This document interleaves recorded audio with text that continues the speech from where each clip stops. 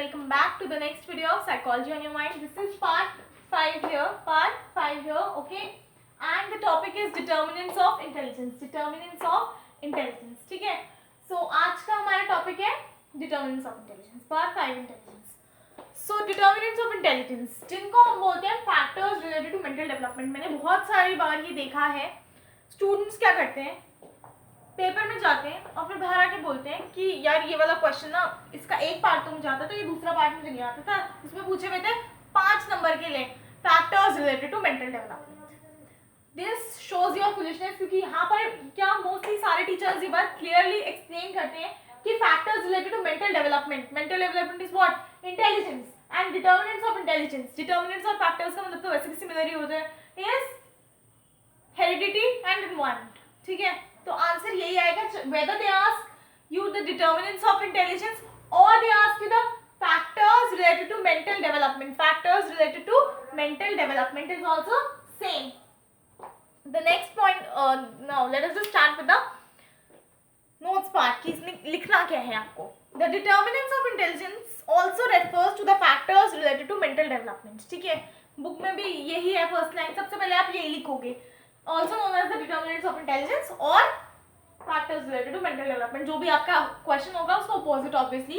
ठीक है, heredity and environment are the factors which led to variations. Heredity और environment क्या होते हैं? Factors होते हैं जो variations करते हैं, which gives you variations. Okay, in your growth and development of intelligence. In growth and development of intelligence, heredity और environment determine करेंगे obviously हमारी intelligence को, कि हमारी इंटेलिजेंस की ग्रोथ या डेवलपमेंट कैसी है. Intelligence varies with varying influences of heredity and environment. ठीक है, इंटेलिजेंस क्या होती है? वेरी करती है. इंटेलिजेंस क्या होती है? वेरी करती है. कैसे?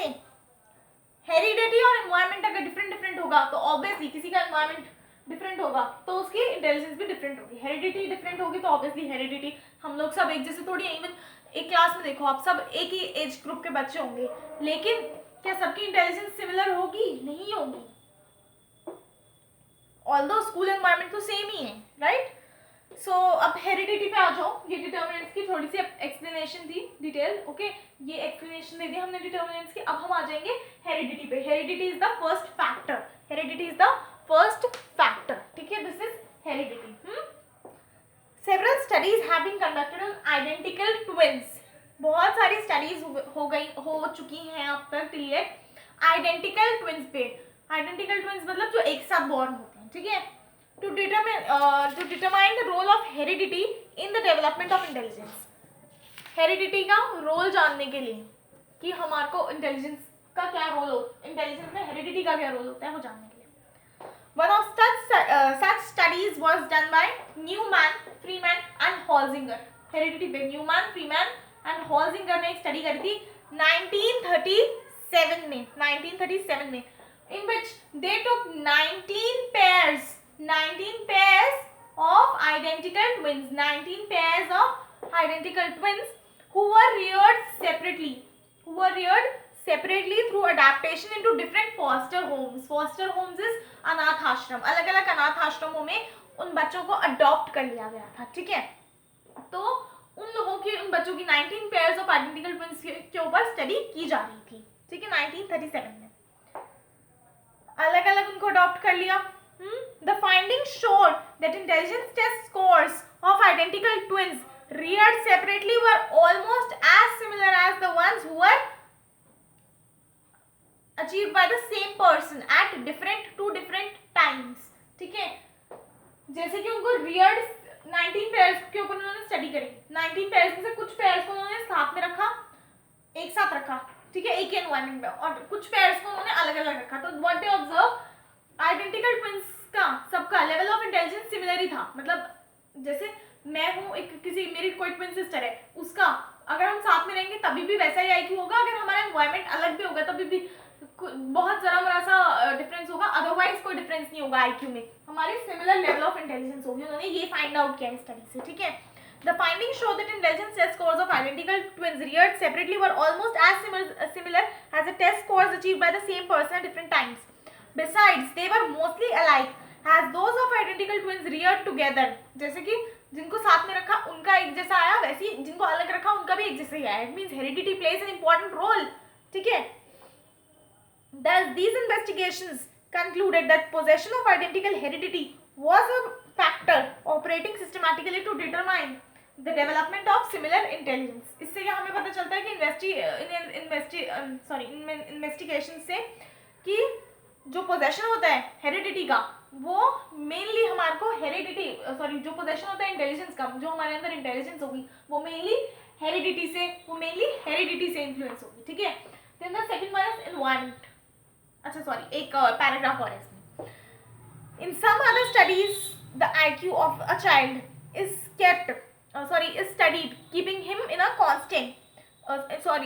Separate environment. ठीक है. इन कुछ स्टडीज में हेरिडिटी कैसे करी उन्होंने चेक, अलग अलग एनवायरनमेंट में उसको एक बहुत ही अलग एनवायरनमेंट देने की कोशिश करी. एक में तो उन्होंने सेपरेटली करा, एक में उन्होंने कुछ स्टडीज ऐसी करी जिसमें उन्होंने ये देखा, नोटिस किया कि हमने बिल्कुल अलग एनवायरनमेंट दिया है, कंप्लीटली डिफरेंट एनवायरनमेंट. एक को किसी और लैंग्वेज का बैकग्राउंड दे दिया, एक को किसी और लैंग्वेज का बैकग्राउंड दे दिया, और फिर उन लैंग्वेजेस के अकॉर्डिंग उनसे इंटेलिजेंस टेस्ट किए गए. ठीक है. अब बिल्कुल लैंग्वेज अलग किसी को सिखा दोगे तो वो अलग हो ही जाएगा, लेकिन फिर भी what they tried to do was, I am telling you, कि they tried to change the environment as far as possible. ठीक है. particularly from a very young age, मतलब प्री स्कूल एज से, but it retains its consistency thereafter when there is significant change even after there is a significant change in the environment. अगर environment आप बहुत ज़्यादा भी change कर दोगे तभी भी hereditary factors will play an important role. ठीक है. बहुत ज़्यादा environment change करने के बाद भी आपको IQ वैसे ही constant, कुछ समय बाद वो वैसी ही shape ले लेगा. ठीक है. The constancy of IQ is in spite of the constancy of IQ is in spite of the change in the environment supports the role of strong heredity influences. ठीक है. Heredity is more important. Then you have a study of Blevett. इसमें सिर्फ एक ही line है. Study of Blevett 1954 indicates that intelligence is largely determined by heredity. Blevett psychologist का नाम याद करना जरूरी है. और न्यूमैन, फ्रीमैन एंड हॉल्जिंगर, उनकी 19 पेयर ऑफ आइडेंटिकल ट्विंस वाली अलग थी और ये ब्लेवेट अलग है. ठीक है. अब इसके बाद आपके एनवायरमेंटल फैक्टर्स हैं. ठीक है. Environmental factors, what about environmental factors? Although strong heredity influences upon the growth of intelligence, it is obvious from these studies they do not necessarily conclude that poor environmental facilities do not retard the development of intelligence. अभी actually I was studying class 11 psychology few days back क्या, अभी कल परसों की बात कर रही हूँ. तो उसमें I just read it somewhere. ठीक है. I just read it somewhere कि एक कोई साइकोलॉजिस्ट था, मेरे को एग्जैक्ट नाम याद नहीं आ रहा, 2-3 दिन हो गए मैं भूल गई हूँ, कि उसने कहा था कि किसी को भी कैसा भी इन्वायरमेंट देके हम कैसे भी बना सकते हैं. चोर के बच्चे को डॉक्टर बना देंगे, डॉक्टर के बच्चे को चोर बना देंगे, टीचर के बच्चे को डांसर बना देंगे, डांसर के बच्चे को म्यूजिशियन बना देंगे, कुछ भी बना देंगे. ठीक है. किसी भी बच्चे को कुछ भी बना देंगे, मतलब बचपन से उसको वो बच्चा सौंप दिया जाए तो. ठीक है. ऐसे नहीं कि अब हम चले जाएं, हम बोल देंगे भाई हमारे पास तो साइकोलॉजी है, हमें तुम डॉक्टर बना दो, किसी और सब्जेक्ट में MBBS डॉक्टर बना दो. हाँ, दैट इज नॉट पॉसिबल ना. सो अगर प्री स्कूल एज से उसको दोगे तो वो तो बना देगा. ठीक है. सो ये environmental studies, although heredity will play an important role, लेकिन जैसे कि अभी मान लो कि डॉक्टर है, उसका बच्चा हो सकता है कि उतना अच्छा ना निकले पढ़ाई में, स्टडीज में, उसको मैथ्स में इंटरेस्ट हो, लिटरेचर में इंटरेस्ट हो, उसको डॉक्टरी में इंटरेस्ट ना हो. ठीक है. तो एनवायरनमेंट, अगर पुअर एनवायरनमेंट मिलेगा, जैसे कि अभी आई टेल यू रिसेंटली एक स्टोरी, अभी एक न्यूज़ आई थी कि एक डॉक्टर की डेथ हो गई और उनके मतलब बच्चे भी बहुत छोटे छोटे थे और वाइफ भी बहुत यंग सी थी एंड वो अनएम्प्लॉयड थी. तो how will she be able to survive now, और बच्चे भी, she had to take care of the children also. तो और मतलब ऐसी कोई बहुत ज़्यादा अर्निंग भी नहीं थी उस डॉक्टर की, वो जस्ट छोटा मोटा डॉक्टर ऐसे होते हैं. तो अगर उनकी डेथ के बाद कौन उन बच्चों की टेक केयर करने वाला है? तो ऑब्वियसली उनका एनवायरनमेंट तो पूरा हो गया, क्योंकि पैसों की प्रॉब्लम तो है. फाइनेंशियली अगर पुअर एनवायरनमेंट हो जाएगा, फाइनेंशियली कोई स्ट्रॉन्ग नहीं होगा तो पुअर एनवायरनमेंट हो जाएगा. तो जब पुअर एनवायरनमेंट हो जाएगा तो हमारी हेरिडिटी क्या कर लेगी? ठीक है. ऑल्दो हम इंटेलिजेंट हैं, लेकिन अगर हमारे को कोई प्रॉब्लम होगी फाइनेंशियली, हम कोई चीज़ अफोर्ड ही नहीं कर पाएंगे, कोई पढ़ाई अफोर्ड ही नहीं कर पाएंगे, तो वो तो हमारे को नहीं आएगी ना. हम पढ़ेंगे ही नहीं तो हमें कैसे आएगी? तो obviously poor environmental facilities will lead to poor level of intelligence. Yes. Several studies have been conducted to examine the role of environment as a determining factor of intelligence. In one such study, बहुत सारी studies हो गई हैं कि environment कैसे factor होता है intelligence का, कैसे environment ज़्यादा important factor होता है intelligence का. ठीक है. उसके बाद you have in one such study, Leahy 1935 1935 में लीही ने एक स्टडी करी थी जिसमें होम एनवायरनमेंट का उसने रोल पता करने की कोशिश करी थी। तो उसने कहा कि होम एनवायरनमेंट से भी बच्चे की इंटेलिजेंस में फर्क पड़ता है कि होम एनवायरनमेंट कैसा है। अगर होम एनवायरनमेंट अच्छा होगा तो बच्चे की इंटेलिजेंस का लेवल जो है वो अच्छा होगा, लेकिन अगर होम एनवायरनमेंट अच्छा नहीं होगा तो अच्छा नहीं होगा। लेकिन फिर भी उसने भी ये फाइंड आउट किया कि हेरिडिटी जो होती है वो होम एनवायरनमेंट से भी ज्यादा इंपॉर्टेंट रोल प्ले करती है। ठीक है, Vernon in 1974 has also found, Vernon is also another psychologist, that inhibiting environment variables decreases IQ. Why? In 1937, okay, has found that in improved environmental facilities increase the IQ of children. Yes. अब इन्होंने क्या किया 1974 से लेकर 1971 में facilities environment facilities improve करी कुछ जगहों की, जैसे कि अफ्रीका वगैरह के कुछ पुअर एरियाज थे, बहुत पुअर एरियाज थे। तो उन एरियाज में इन लोगों ने सप्लाई करी नोटबुक्स वगैरह, स्टेशनरी वगैरह, बुक्स वगैरह, और वहाँ पर कुछ टीचर्स को एम्प्लॉय कर दिया उनको पढ़ाने के लिए। ठीक है, यंग एज से ही, मतलब यंग एज से भी क्या, थोड़ा मीडियम एज से ही। ठीक है, तो जब उनको पढ़ाया गया, उन बच्चों को एनवायरमेंटल फैसिलिटीज थोड़ी अच्छी दी गई, तो उनके ऑब्वियसली एनवायरनमेंट जो था वो अच्छा हो गया, उनका जो एनवायरनमेंट था वो अच्छा हो गया। तो उसकी वजह से उनकी जो लेवल ऑफ इंटेलिजेंस थी वो भी ऑटोमेटिकली अच्छी हो गई।